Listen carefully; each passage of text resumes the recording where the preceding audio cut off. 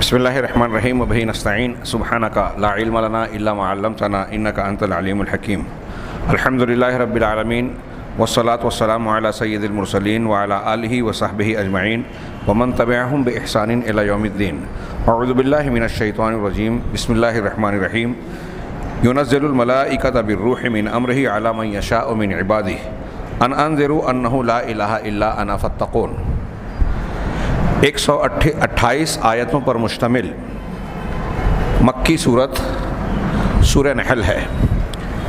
اس کے دو نام ہیں، ایک نحل اور ایک سورۃ النعم۔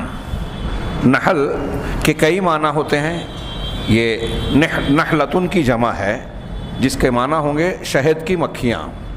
اسی طریقے سے نحلہ کا معنی نوازش، عطیہ اور بھی کئی معنی ہوتے ہیں۔ یہاں چونکہ اس صورت میں اللہ تبارک و تعالیٰ نے اپنی نعمتوں اور نشانیوں کے طور پر نشانیوں کو گناتے ہوئے اور نعمتوں کا تذکرہ کرتے ہوئے شہد کی مکھی اور اس کے ذریعے سے جو مشروب، جو غذا بھی ہے، دوا بھی ہے، انسانوں کو فراہم کیا، اس کا تذکرہ کیا گیا ہے۔ اس مناسبت سے اس صورت کا نام رکھا گیا، یا اس صورت میں شہد کی مکھی ہی اس کا معنی مراد ہے، سورۃ النحل۔ دوسرا سورۃ النعم۔ دونوں ناموں کی مناسبت بیان کرتے ہوئے کہتے ہیں کہ کیونکہ شہد کی مکھیاں اللہ تبارک و تعالیٰ کی عجیب و غریب مخلوقات میں سے ایک ہیں۔ اللہ تبارک و تعالیٰ کی قدرت اور خالقیت کا ایک شاہکار ہے جس میں اللہ تبارک و تعالیٰ نے بڑے راز رکھے ہیں، پورا اسرار مخلوق ہے یہ، اور اس سے اللہ تبارک و تعالیٰ نے متعدد نعمتیں نکالی۔ سب سے سر فہرست شہد ہے۔ شہد کے ساتھ ساتھ یہ چھتے بناتی ہیں۔ چھتے بھی کئی اعتبار سے قابل غور اور مفید پائے جاتے ہیں۔ موم، شہد کے ساتھ موم بھی پایا جاتا ہے، اور پھر شہد کی مکھیوں کے جو عمل ہوتے ہیں شہد بنانے، مختلف رسوں، پھلوں، پھولوں کے رس چوس کر فضلے کے طور پر یا اپنے لعاب کے طور پر جو شہد کو وجود دیتی ہیں، اس پورے عمل میں ایک درخت، ایک پھول اور ایک پودے سے دوسرے پودے کے پاس جانے میں عمل زیرگی بھی ہوتا ہے، جس سے بار آوری ہوتی ہے درختوں اور پودوں میں۔ یعنی جو نر شگوفے ہوتے ہیں، نر کے مادہ پودے اور درختوں میں جاتے ہیں، یہ ایک پہلو ہے۔ پھر اس میں اشارہ بھی ہے ایک دوسری طرف کہ شہد کی مکھیوں میں اجتماعی نظام پایا جاتا ہے۔ حیرت انگیز طور پر ان کی ایک ملکہ ہوتی ہے جس کو عربی زبان میں یعصوب کہتے ہیں۔ ملکہ ہوتی ہے، اس کی تمام مکھیاں سمع و طاعت کرتی ہیں، مکھیوں میں کام بٹے ہوئے ہوتے ہیں اور مختلف کاموں کو مختلف مکھیاں انجام دیتی ہیں۔ اس میں سپاہی اور نہ جانے کیا کیا ہوتے ہیں۔ ایسا ہی معاملہ چونٹیوں کا بھی ہے، جو ابھی آپ نے کل سورہ نمل سنی، انشاءاللہ جب اگر اس پر گفتگو ہوئی تو اس کے متعلق ہم بات چیت کریں گے۔ ڈسکوری چینل پر ایک محقق نے یہ بیان دیا کہ میں نے 20 سال سے شہد کی مکھی پر ریسرچ اور تحقیق کا کام کر رہا ہوں، لیکن اب تک مجھے شہد کی مکھیوں کے تعلق سے جو کچھ معلوم ہوا وہ میں ایسا جانتا ہوں کہ یہ بہت ہی کم ہے۔ اور پھر انہوں نے اپنی تحقیقات کی روشنی میں بعض نتائج کو جو پیش کیا، ان نتائج کو اگر سامنے رکھیں تو یہ جو صاحب کتاب نے بیان کیا کہ شہد کی مکھی اللہ کی عجیب و غریب اور پر اسرار مخلوقات میں سے ایک ہے، یہ اس کی تصدیق ہوتی ہے۔ ان میں بڑا عجیب و غریب نظم ہے، مختلف قسم کی مکھیاں ہوتی ہیں، چھوٹی بڑی، الگ الگ جنگلوں میں پائی جانے والی، الگ الگ علاقوں میں پائی جانے والی، الگ الگ صلاحیتوں اور ان کے شہد کی الگ الگ تاثیر اور رنگ بھی ہوتے ہیں، جیسا کہ قرآن نے ذکر کیا۔ چنانچہ اس صورت کا یہ نام اس معنی کے اعتبار سے بڑی مناسبت رکھتا ہے، اور یہ اللہ تبارک و تعالیٰ نے شہد کی مکھی اور اس سے متعلقہ چیز کا تذکرہ نعمت کے بیانات میں کیا ہے۔ اسی طریقے سے اس صورت کو سورۃ النعم بھی کہا جاتا ہے، نعمتوں والی صورت۔ کیوں؟ اس لیے کہ اللہ تبارک و تعالیٰ نے اپنے بندوں پر جو بہت ساری نعمتیں کی ہیں، ان میں سے کئی نعمتوں کا اس صورت میں بڑے اچھے، زبردست، پر اثر انداز میں بطور احسان، بطور نعمت اور پھر اس کو بطور نشانی اللہ رب العزت نے پیش کیا ہے۔ اسی لیے اس کو سورۃ النعم بھی کہا جاتا ہے۔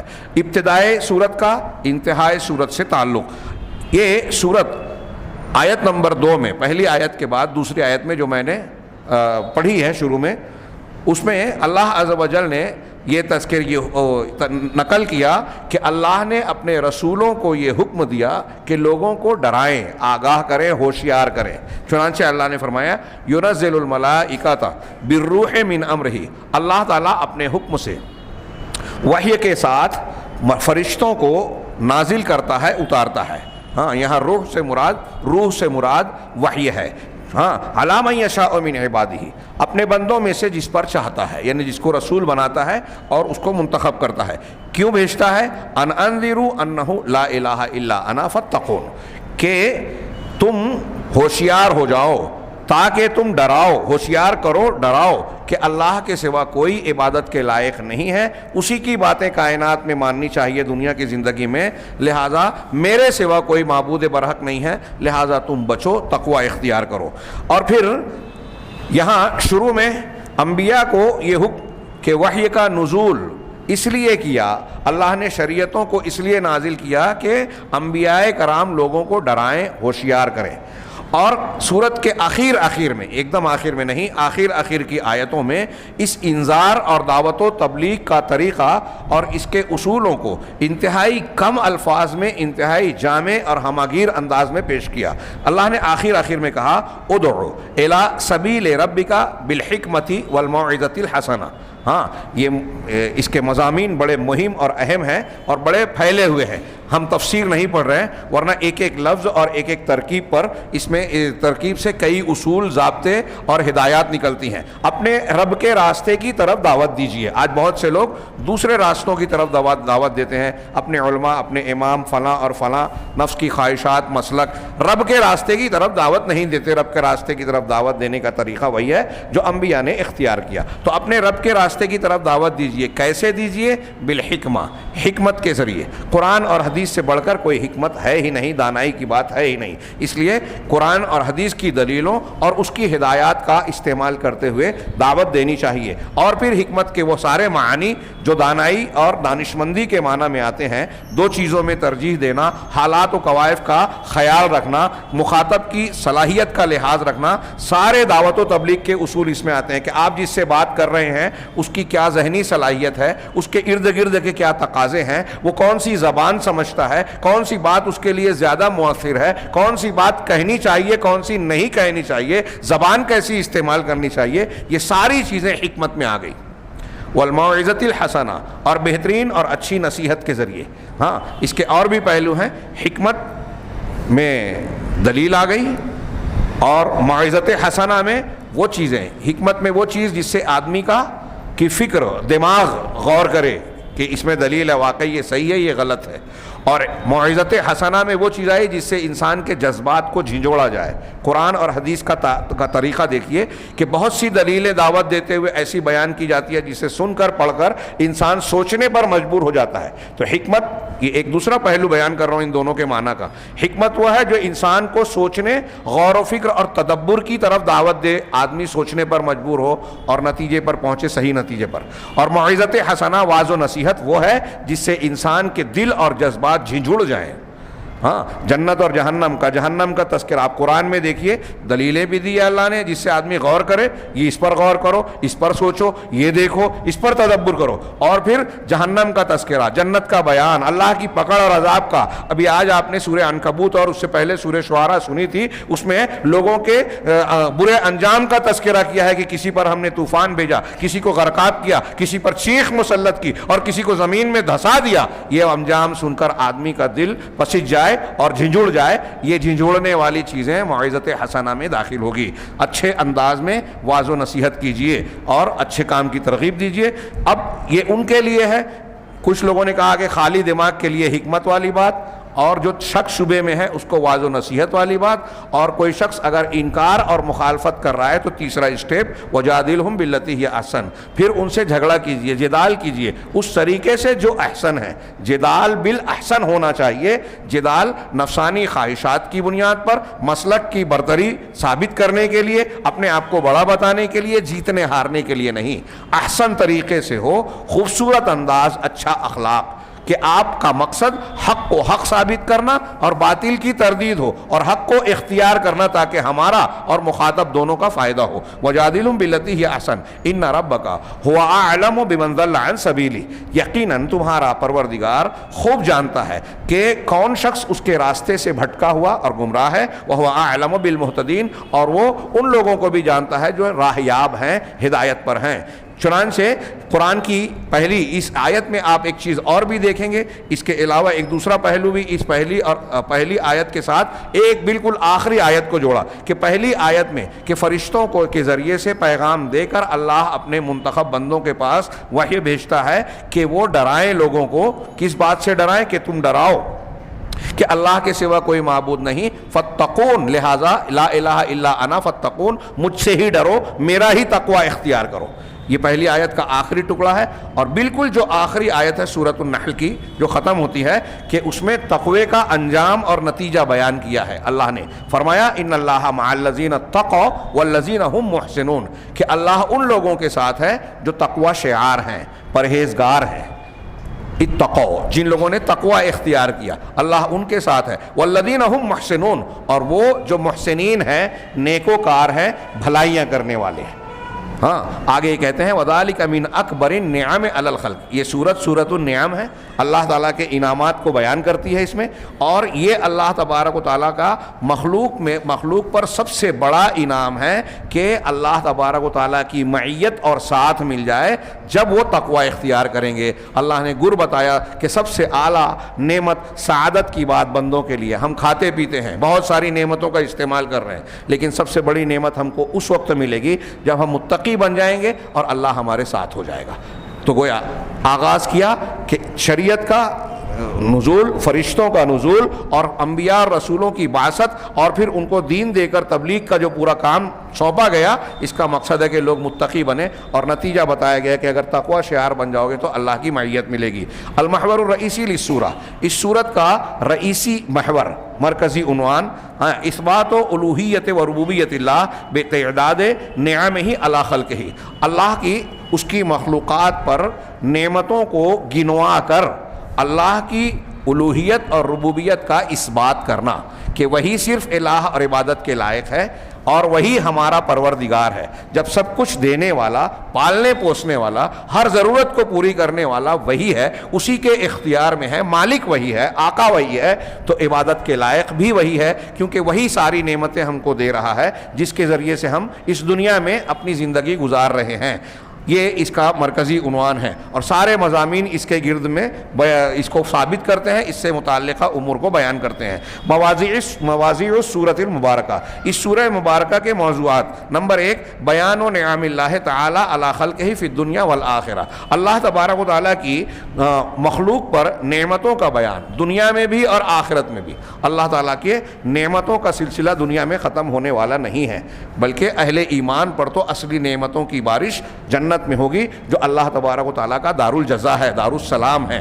ہاں تو دنیا اور آخرت میں اللہ تبارک و تعالیٰ نے مخلوقات پر جو نعمتیں مہیا کر رکھی ہیں اس کا بیان. وعلی رأسها الوحی، اور اس دنیا میں سر فہرست جو اللہ کی نعمت ہے، سب سے بڑی نعمت علی الاطلاق اللہ کی وحی ہے.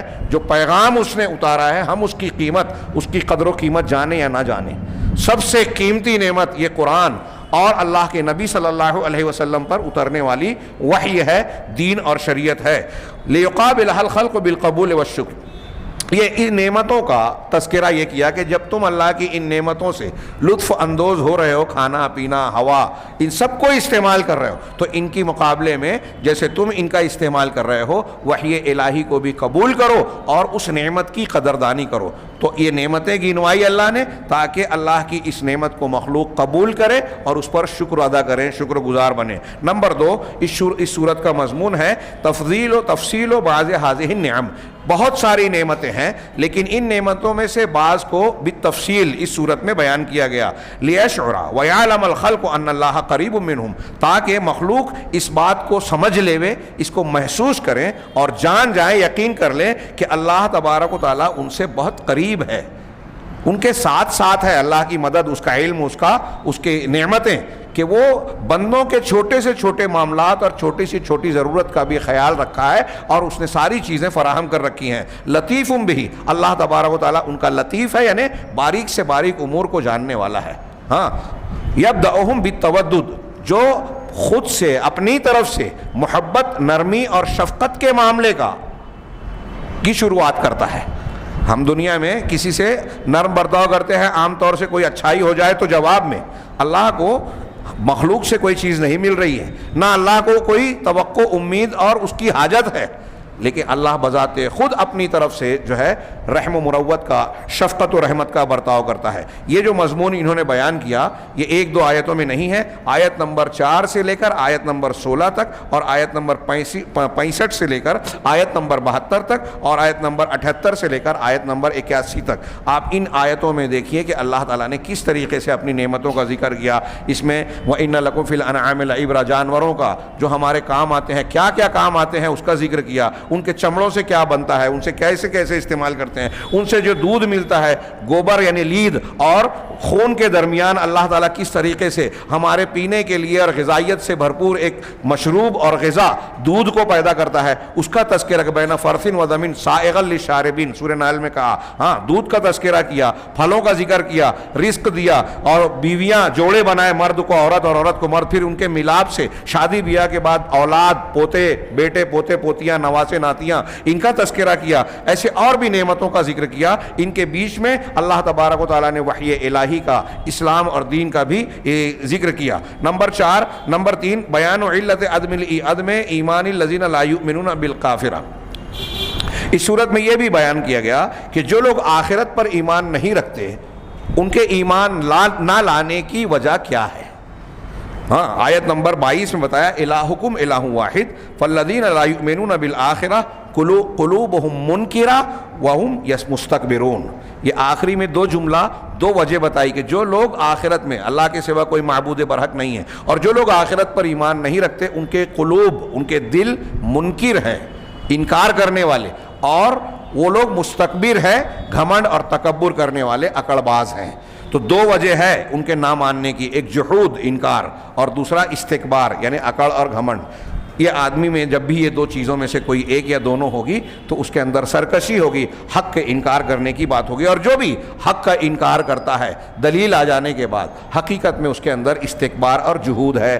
ابلیس نے یہی کیا تھا اللہ کے حکم کے تعلق سے، ابا واستکبرا. نمبر 4 بیان جملۃ من الاحکام الشرعیہ المتعلقہ بالہجرہ والجہاد والامر بالعدل والاحسان والنہی عن الفحشاء والمنکر وعدم اخلاف العہد. یہ بہت سارے مضامین کو انہوں نے 2 لائن میں سمیٹ دیا ہے. اگر تفصیل میں جائیں تو لمبی چوڑی گفتگو ہوگی کہ کئی شرعی احکامات کے مجموعے کو بیان کرنا، اجمالی طور سے کئی شرعی احکامات کو اس صورت میں بیان کیا گیا. یہ بھی اللہ کی نعمت ہے کہ بندوں کو ہر معاملے میں ہدایت دی. کن امور میں؟ ہجرت کے معاملے میں بھی کچھ وضاحتیں کی، ہجرت کرنا ہے اس کے کیا اجر و ثواب ہیں، کیا فضیلت ہے، کہاں کرنی چاہیے، پھر ہجرت کرنا چاہیے، جو نہیں کرتے تو کیا ہوگا. ہم گویا یہ اشارے ہیں. والجہاد، اسی طریقے سے جہاد سے متعلقہ بعض امور، اسی طریقے سے انصاف اور احسان کا حکم. یہ آیت ان اللہ یأمر بالعدل والاحسان وایتاء ذی القربى وینہی عن الفحشاء والمنکر والبغی. بعض سلف ائمہ مفسرین کہتے میں سے کہا سلف نے کہ صرف قرآن کی یہ ایک آیت ایسی ہے جس میں پورا دین سمٹ جاتا ہے. ساری خوبیاں جس کے کرنا چاہیے اس میں کرنے کا حکم آ جاتا ہے، ساری خرابیاں جس سے انسان کے اندر بگاڑ آتا ہے، سماج میں خرابی پیدا ہوتی ہے، ان تمام چیزوں سے منع کر دیا اس ایک آیت میں. تو اللہ نے عدل اور احسان کا بھی حکم دیا، فحشاء اور منکر یعنی بے حیائی اور ناپسندیدہ ممنوع چیزوں سے منع کیا. اسی طرح عہد و وعدہ اور عہد کی خلاف ورزی کرنے سے بھی منع کیا. اس سلسلے میں بھی بڑے اہم احکامات ہیں، اس کا قرآن کی آیتوں میں سورہ نحل میں ملاحظہ کیا جا سکتا ہے. نمبر 5 بیان و تنوع احوال الناس فی کفر النعم. قرآن کی مختلف آیتوں میں جہاں نعمتوں کا ذکر کیا گیا ہے وہاں اللہ کے بندوں میں الگ الگ لوگ، الگ الگ قسم کے لوگ ہیں جو اللہ کی ان نعمتوں کی ناشکری کرتے ہیں، اور ناشکری کرنے کے ان کے الگ الگ انداز ہیں. ہاں، اب جیسے تو اس کو بھی بیان کیا مختلف آیتوں میں، آیت نمبر 58 میں، 73 میں، 101 میں، 103 میں، 53 اور 54 نمبر کی آیتوں میں الگ الگ انداز کے لوگوں کو بیان کیا گیا. جیسے ایک میں مثال دوں، وَإِذَا بُشِّرَ أَحَدُهُمْ بِالْأُنثَىٰ، کہ ان میں سے کسی کو، مشرکین میں سے اگر کسی کو لڑکی کی پیدائش کی خوشخبری دی جاتی ہے تو ظل وجهه مسودا وهو كظيم، تو اس کا چہرہ سیاہ پڑ جاتا ہے اور وہ بڑا پریشان ہو جاتا ہے. اللہ کی نعمت ہے لیکن نعمت کی خوشخبری پر برا سمجھ رہا ہے، یہ اللہ کی نعمت کی ناقدری ہے. یہ ایک آیت. اسی طریقے سے وَيَعْبُدُونَ مِن دُونِ اللَّهِ مَا لَا يَمْلِكُ لَهُمْ رِزْقًا مِنَ السَّمَاوَاتِ وَالْأَرْضِ، کہ یہ ایسے لوگوں کی اللہ کو چھوڑ کر عبادت کرتے ہیں جو آسمانوں اور زمین سے ان کے رزق کی کوئی گارنٹی نہیں لیتے، کوئی اختیار نہیں رکھتے. تو جو روزی نہیں دے رہا ہے اس کی عبادت کر رہے ہیں، اور جو روزی دے رہا ہے اس کو فراموش کر رہے ہیں، اس کا حق دوسروں کو دے رہے ہیں. یہ ناشکری ہے، کتنی بڑی بے وفائی ہے کہ سب کھائیں پیئیں اللہ کا دیا ہوا اور گن گائے کسی اور کے. یہ ایک دوسری ناشکری ہے کفار و مشرکین کی. اسی طریقے سے اللہ نے ایک آیت میں فرمایا وما بکم من نعمت، یہ سب سورہ نحل کی آیتیں ہیں. وما بکم من نعمت فمن اللہ، کہ تمہارے پاس جو بھی نعمت ہے وہ اللہ کی طرف سے ہے. ثم اذا مسکم الضر فالیہ تجأرون، پس جب تم کو کوئی تکلیف مصیبت آتی ہے، بیماری لاحق ہوتی ہے، تو تم اللہ کی طرف بلبلاتے اور گڑگڑاتے ہوئے آتے ہو. ہاں گڑگڑاتے ہو. ہاں ثم اذا کشف الضر عنکم، لیکن جب تمہاری مصیبت کو اللہ تبارک و تعالیٰ دور کر دیتا ہے، اذا فریق منہم مشرکون، تو ان لوگوں میں سے ایک جماعت، ایک گروہ ایسا ہوتا ہے جو اللہ کے ساتھ شرک کرتا ہے، اللہ کو بھلا دیتا ہے، دوسروں کی بڑائیاں بیان کرنا شروع کرتا ہے، دوسروں کی جے جے کار کرتا ہے، ان کے گن گاتا ہے، ارے فلاں نہ ہوتے تو یہ نہ ہوتا، جبکہ اللہ تعالیٰ نے ان کی مصیبت کو دور کیا. تو اس طرح کی اور بھی کئی آیتیں ہیں. نمبر 6، آخری موضوع جو موضوعات ذکر کیا اس میں چھٹا انہوں نے ذکر کیا بڑے جامع انداز میں کہ عرض و نموذجن للشاکرین، کہ نعمتوں کا بیان، نعمتیں آ جانے کے بعد لوگوں کا رویہ کیسے کیسے لوگ ناشکری کرتے ہیں. کچھ لوگ کفر شرک کرتے ہیں، کچھ لوگ نعمتوں کی ناقدری کرتے ہیں، بیٹی مل گئی اس کو نعمت نہیں مان رہے ہیں. ہاں ایسے الگ الگ انداز کی ناشکریاں. اور پھر اخیر میں اللہ تبارک و تعالیٰ نے نعمتوں کی شکر گزاری کرنے والے، اس کا شکر اور شکر کا اپنی طاقت کے مطابق حق ادا کرنے کا ایک اعلیٰ ترین اور بہترین نمونہ پیش کیا، اور وہ ہے حضرت ابراہیم علیہ السلام، کہ کس طریقے سے وہ اکیلے ان امور میں ایک امت اور ایک انجمن، ایک پوری امت اور قوم کی حیثیت رکھتے تھے. چنانچہ اللہ نے سورہ نحل کے آخر میں کہا ان ابراہیم کان امہ. یہ دیکھیے کیسے مرکزی عنوان سے ساری باتوں کو جوڑ رہے ہیں. یہ عربوں کی ماشاءاللہ اہل علم کی گہری نگاہ ہے اللہ کے کلام پر، کہ مرکزی عنوان بتایا کہ اللہ کی ربوبیت اور الوہیت کے ثبوت پر اللہ نے اپنی نعمتوں کا ذکر کیا. تو نعمتوں کا بیان، توحید کا اثبات، ربوبیت کا اظہار، اللہ تبارک و تعالیٰ کے احسانات کا تذکرہ، پھر نعمت کے ساتھ ناشکری کرنے والوں کی مختلف شکلیں، اور اخیر میں نعمت کا شکر ادا کرنے والا ایک اعلیٰ نمونہ کہ حضرت ابراہیم اکیلے ایک امت تھے. امت کا معنی پیشوا بھی کیا گیا ہے، جامع الکمالات بھی کیا گیا ہے، اور کئی معنی کیا گیا ہے. ہاں اور لوگوں کو خیر کی تعلیم دینے والا، ہدایت دینے والا، قانتاً للہ، اللہ کی فرما برداری کرنے والا. قانت، قنوت اور اطاعت دونوں کا ترجمہ ہم اطاعت کرتے ہیں، فرما برداری کرتے ہیں، لیکن قنوت کہتے ہیں مسلسل اطاعت کرنا. کہیں بیچ میں کہ کچھ نماز پڑھی، کچھ چھوڑ دی، کچھ نیکی کیا، کچھ ترک کر دی، ایسا نہیں. مسلسل اللہ کی نعمت کی فرما برداری کرنا. حنیفہ، صرف اس کی طرف رخ کرنے والا، سارے معبودان باطلہ سے کٹ کر، سب کو چھوڑ کر صرف اللہ کی طرف یکسو ہو جانا، متوجہ ہو جانا، یہ حنیفیت ہے. حضرت ابراہیم کو اللہ نے کہا، کتنا بڑا اعزاز ہے کہ وہ حنیف تھے. وَلَمْ يَكُ مِنَ الْمُشْرِكِينَ، اور سب سے بڑی خوبی جو تمام خوبیوں کی جڑ بنیاد ہے کہ وہ شرک کرنے والے نہیں تھے، یعنی توحید کے اعلیٰ مقام پر تھے. شاکرا لِأَنْعُمِهِ، یہ دیکھیے کہ اللہ کی نعمتوں کا شکر ادا کرنے والے تھے. ان نعمتوں کا ذکر کیا، ناشکری کرنے والوں کا تذکرہ کیا. اور ابراہیم علیہ السلام کی زندگی دیکھیے کہ کیسی گزری. اللہ کو مانا تو کیسے مانا، ہم کو بھی ماننا چاہیے ویسا ہی. اللہ کے رسول سے کہا گیا اس میں کہ ملت ابراہیمی کی پیروی کیجیے۔ بہرحال آگے اللہ نے کہا کہ شاکرا لانعمہ، اب اس کا نتیجہ کیا ہوا کہ اللہ نے ان کو چن لیا اور ان کو صراط مستقیم کی ہدایت دی، دنیا میں بھی ہم نے ان کو بھلائی اور اچھائی دی، وآتیناہ فی الدنیا حسنہ، اور آخرت میں بھی وہ نیکوکار کامیاب لوگوں میں سے ہوں گے۔ اس سورت کے سورہ مبارکہ کے متعلقہ فوائد اور لطائف چنانچہ تیزی سے میں بیان کرتا ہوں۔ اللہ تبارک و تعالیٰ نے حضرت ابراہیم علیہ السلام کے شکر کا اور اس اپنی جانب سے ان کی جزا اور بدلے کا ذکر کرتے ہوئے جو کہا کہ وہ شاکرا لانعمہ ہی تھے، یعنی نعمتوں کا شکر ادا کرنے والے، یہ حضرت ابراہیم علیہ السلام کا شکر اور عمل ہے۔ اور اللہ کی جزا وہ کیا ہے؟ اجتباہ و ہداہ الی صراط مستقیم، کہ اللہ نے انہیں چن لیا اور صراط مستقیم کی رہنمائی کی، شکر گزاری کا یہ نتیجہ ہے، اور دنیا اور آخرت میں بھلائیاں عطا کی، کامیابیاں عطا کی۔ اگر آپ اور ہم چاہتے ہیں کہ دنیا میں اللہ ہمیں چن لے، اللہ ہم کو قریب کر لے، آخرت میں کامیابی دے، دنیا کی بھلائی دے، آخرت میں نیکوکار لوگوں میں شامل کرے، تو شکر گزاری کا راستہ ابراہیم علیہ السلام کی طرح اختیار کرنا چاہیے۔ فَيَا لَهُ مِن شُكْرٍ، تو کیا یہ شکر ہے؟ اور وہ شکر کیا ہے کہ عبادت میں اللہ کی توحید اختیار کرنا۔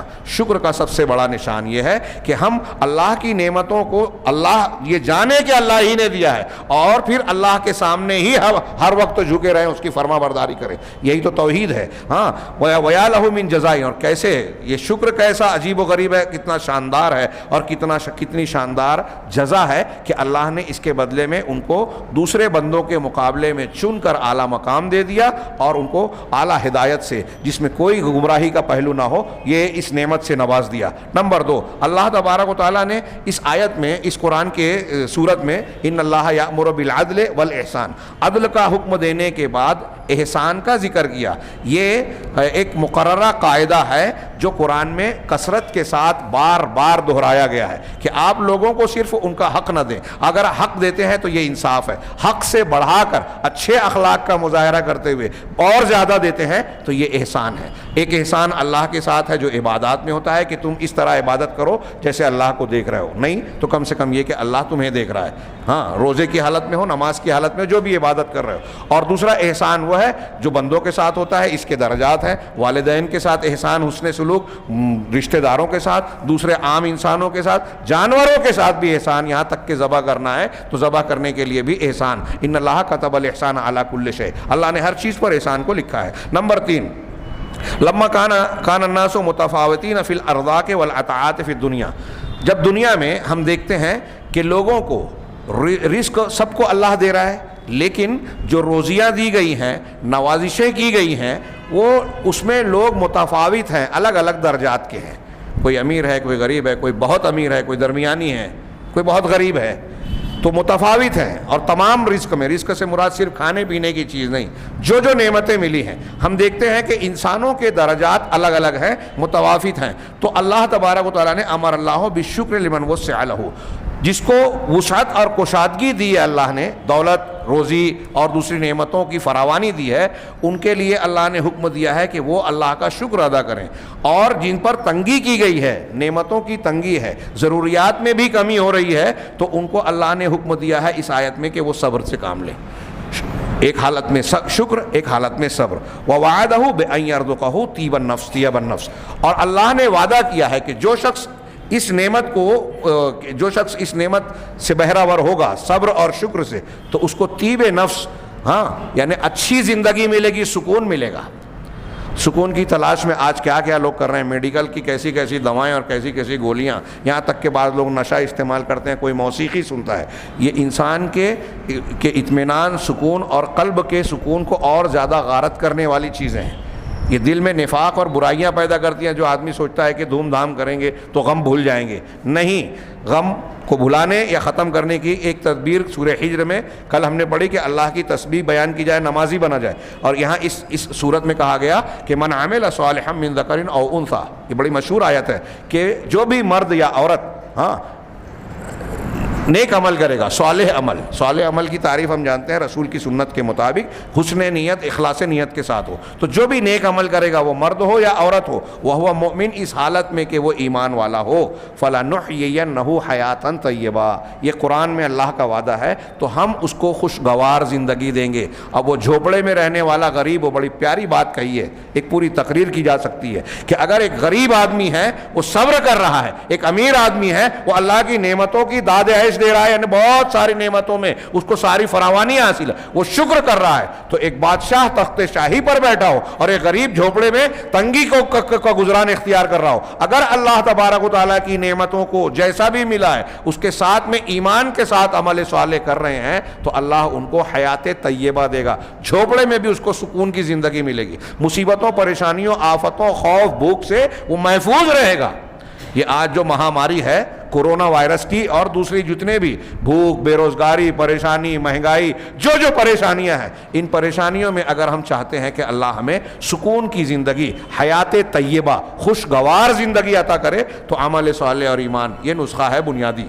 لیکن لوگ ماننے کے لیے تیار کہاں ہیں؟ یہ اللہ تعالیٰ کا فرمان ہے، وَلَنَجْزِيَنَّهُمْ أَجْرَهُمْ بِأَحْسَنِ مَا كَانُوا يَعْمَلُونَ. دنیا میں حیات طیبہ ملے گی، سکون ملے گا، اور پھر ان کو آخرت میں ان کے اعمال کے مقابلے میں انتہائی زبردست اور بہترین اجر و ثواب ملے گا. یہاں نمبر 4 میں انہوں نے، صاحب کتاب نے کہا کہ یہاں حفصہ بنت سیرین، علامہ ابن سیرین بہت مشہور تابعی ہیں، ہاں بڑے تابعی ہیں، حضرت عائشہ صدیقہ رضی اللہ تعالیٰ عنہ کے گود میں پلے ہوئے، ہاں تو وہ کہتے ہیں کہ غالباً یہی ہیں یا حضرت ابو ہریرہ کے، ابن مسیب، میں تھوڑا سا شک میں پڑ گیا. تو بہرحال ان کی بیٹی تھی حفصہ بنت سیرین. ان کا واقعہ، جب ان کے ایک بیٹے کا انتقال ہو گیا، وَكَانَ بَارًّا بِهَا جِدًّا، وہ بیٹا حضرت حفصہ کا بہت ہی فرما بردار اور نیک لڑکا تھا. حزنت علیہ، تو ان کو بہت غم اور بہت دکھ ہوا، صدمہ پہنچا، اور اپنے دل میں اس صدمے کو وہ بہت بری طریقے سے محسوس کر رہی تھی. لیکن جب اسی دن، جس دن میت ہوئی، رات ہوئی، رات چھائی، وہ اٹھ کر نماز پڑھنا شروع کی اور سورہ نحل کی تلاوت شروع کی. سورہ نحل کی تلاوت کرتے ہوئے جب وہ قرآن کی سورہ نحل کی اس آیت پر پہنچی، ما عندکم ینفد، جو کچھ تمہارے پاس ہے وہ ختم ہو جائے گا، فنا ہو جائے گا، جو بھی نعمتیں تمہارے پاس ہے وہ ختم ہونے والی ہے، وما عند اللہ باق، اور جو اللہ کے پاس ہے وہ باقی رہنے والی ہے. آگے اللہ نے فرمایا وَلَنَجْزِيَنَّ الَّذِينَ صَبَرُوا أَجْرَهُمْ بِأَحْسَنِ مَا كَانُوا يَعْمَلُونَ، اور ہم ضرور جزا دیں گے ان لوگوں کو جنہوں نے صبر کیا، صبر کرنے والوں کو ان کے صبر کا اجر اور ثواب ان کے عمل سے بہت بڑھ کر دیں گے. جب قرآن کی یہ آیت انہوں نے پڑھی، ایک ماں اپنے بیٹے پر جو بڑا نیک صالح تھا، بڑے ہی غمزدہ ہیں، قرآن کا یہ فرمان پڑھا تو تسلت ولم تحزن، ان کو تسلی ہو گئی اور غم ان کے دل سے چھٹ گیا. اب غم دور ہو گیا، وذهب الذی کان بقلبها، اور ان کے دل میں جو صدمہ تھا وہ ختم ہو گیا.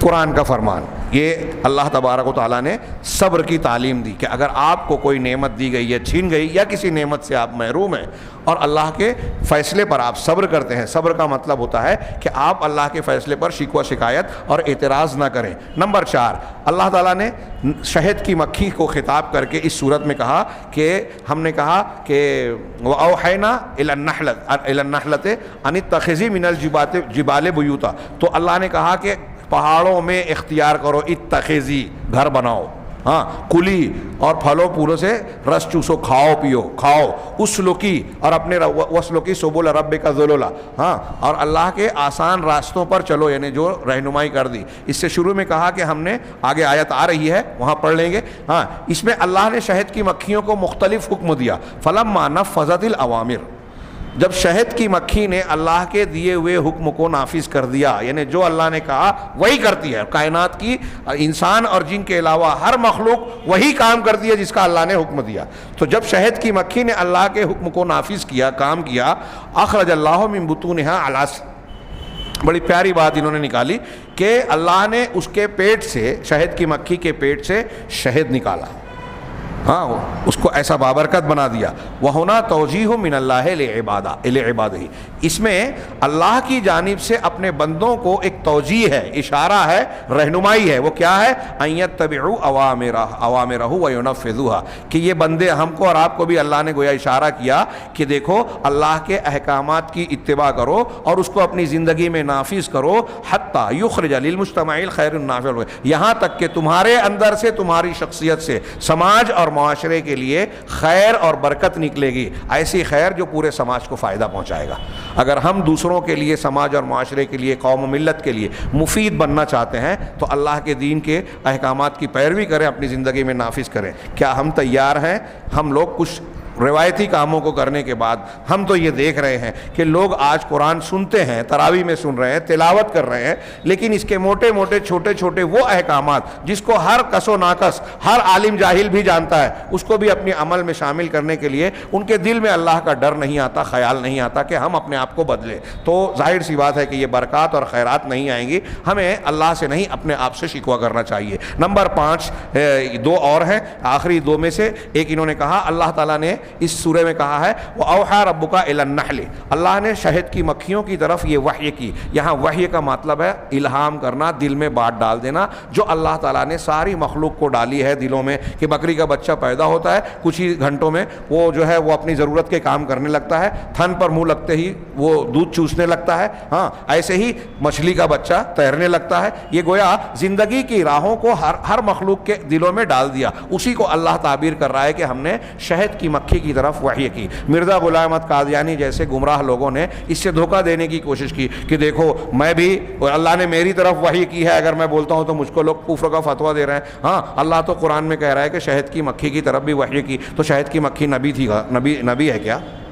ہاں اسی طریقے سے اللہ نے قرآن میں کہا ہے, ابھی آج ہم نے سورہ قصص میں سنا کہ وہ اوحینا الی ام موسیٰ ان ارضعیہ, کہ ہم نے موسیٰ کی طرف, موسیٰ کی ماں کی طرف وحی کی کہ انہیں دودھ پلاؤ اور پھر ایسا ایسا کرو. تو کیا موسیٰ علیہ السلام کی والدہ بھی نبیہ تھی کیا؟ نہیں تھی. ایسے ہی اللہ نے میری طرف وحی کی. مرزا غلام احمد قادیانی کے گمراہ کن استدلالات میں سے ہیں, قرآن کو توڑ مروڑ کر غلط مانا. یہ الہام جس کا ذکر ہے وہ ساری مخلوق کو اللہ نے کیا ہے, آپ کو اور ہم کو بھی کیا ہے, اس میں مرزا کوئی خصوصیت نہیں رکھتا.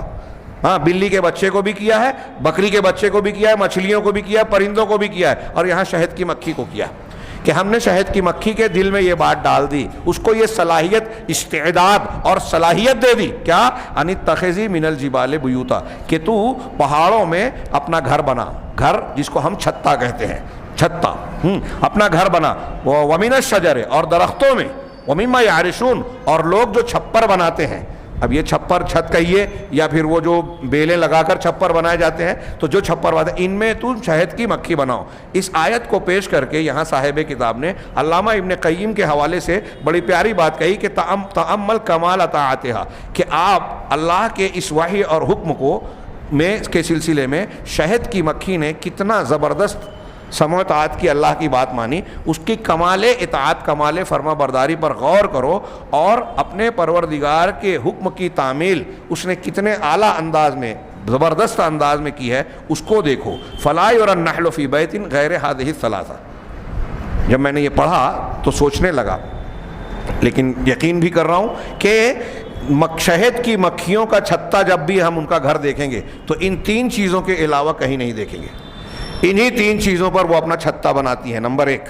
اور دوسری بات, وَتَأَمَّلْ كَيْفَ أَنَّ أَكْثَرَ بُيُوتٍ, اور یہ بھی غور کرو, دیکھو کہ شہد کی مکھی کا چھتا سب سے زیادہ پہاڑوں پر ہوتا ہے, پھر درختوں پر ہوتا ہے, پھر اس کے بعد لوگوں کے بنائے ہوئے چھپروں پر. جیسے قرآن نے ترتیب بیان کی, ان اتخذی من الجبال بیوتا, کہ اپنے چھتے بناؤ, کہاں؟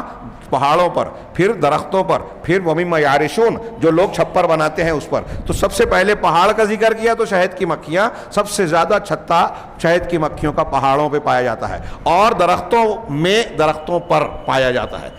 ہاں ڈسکوری چینل والا جو حوالہ دیا اس میں بتایا تھا کہ ایک بہت چھوٹی شہد کی مکھی ہوتی ہے, بہت کمیاب ہوتی ہے, اور اس کا شہد بہت کم ملتا ہے.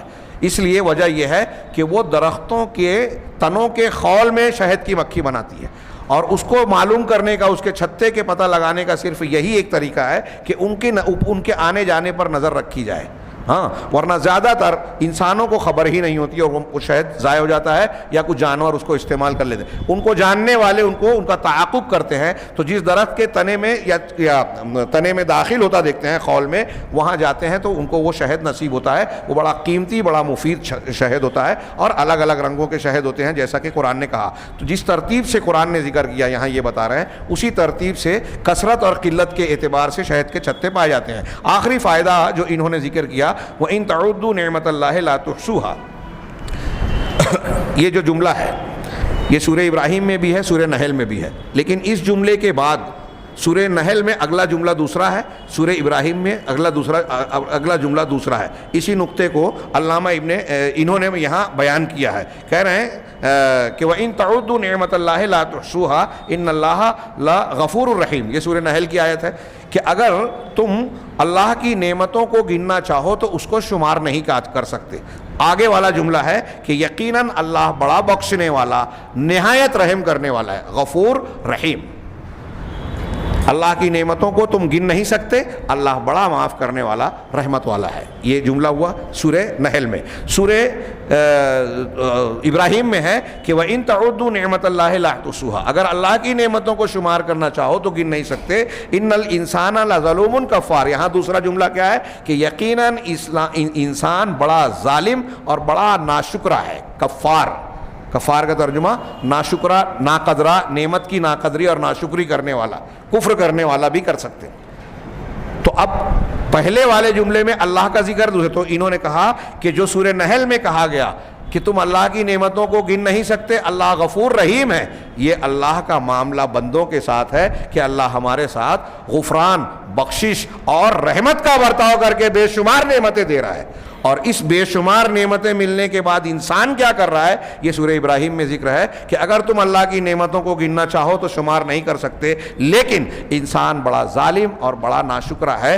یہ اللہ تبارک و تعالیٰ کے لیے بندوں کا معاملہ ہے کہ ہم ناشکری کر رہے ہیں، وہ ہمارے اوپر نعمتوں کی بارش کر رہا ہے غفور الرحیم ہونے کی وجہ سے، اور ہم ناشکری کر رہے ہیں اس لیے کہ انسانوں کے اندر ظلم اور کفر، ناشکری کا مادہ پایا جاتا ہے. فَتَأَمَّلِ الْفَرْقَ بَيْنَهُمَا. ان دونوں آیتوں کو، ایک ہی آیت کے بعد والا جو سلسلہ ہے، دونوں کے درمیان فرق پر غور کرو. اللہ تبارک و تعالی ہمیں اور آپ سب کو اپنی نعمتوں کی قدر کرنے اور ان کے شکر کا اپنی طاقت کے مطابق حق ادا کرنے کی توفیق عطا فرمائے. جیسے اس کے شکر کا حق ہے ہم کو ویسا ہی ادا کرنے کی توفیق دے اور اس کے بدلے میں دنیا اور آخرت میں کامیابی دے. وآخر دعوانا ان الحمد للہ رب العالمین.